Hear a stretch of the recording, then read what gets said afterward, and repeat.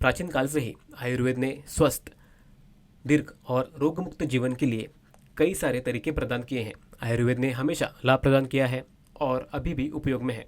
आज मैं आपको उनमें से एक के बारे में बताने जा रही हूँ। आपने अपने माता पिता, दादा दादी या बुजुर्गों को रात के समय अपने पैरों की तेल से मालिश करते हुए देखा होगा।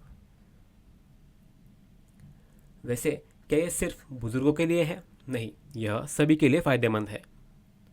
सोच रहे हैं कैसे? पैरों पर तेल लगाने की इस विधि को पद अभ्यंग के नाम से जाना जाता है। तेल लगाने की इस विधि में नारियल, तिल, सरसों जैसे विभिन्न प्रकार के तेल का उपयोग किया जाता है। एक नज़र डालें। इन तेलों का ही प्रयोग करना चाहिए। अधिकतम लाभ पाने के लिए पैरों पर कोई अन्य तेल नहीं लगाना चाहिए। इस विधि के विभिन्न लाभ हैं, जैसे ऊर्जा का स्तर बढ़ना, मन, भावनाओं को शांत करना आदि। यहाँ लाभ है। यह महत्वपूर्ण तंत्रिकाओं को उत्तेजित करता है, परिसंचरण बढ़ाता है, रुकावटों को रोकता है और यह सुनिश्चित करता है कि व्यक्ति तरोताज़ा महसूस करे। यह शरीर को आराम देता है और गहरी और अधिक आरामदायक नींद को प्रोत्साहित करता है। यह मन को शांत करता है और तनाव और चिंता के स्तर को कम करके समग्र मानसिक कल्याण को बढ़ावा देता है।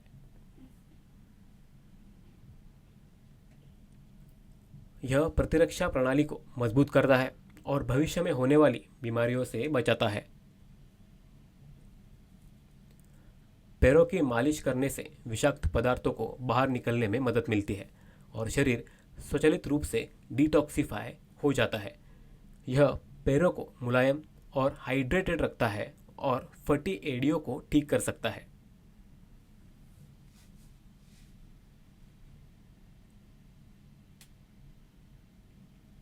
मालिश करने से पैरों में दुर्गंध और उंगलियों के बीच में फंगस की समस्याएं नहीं होती हैं।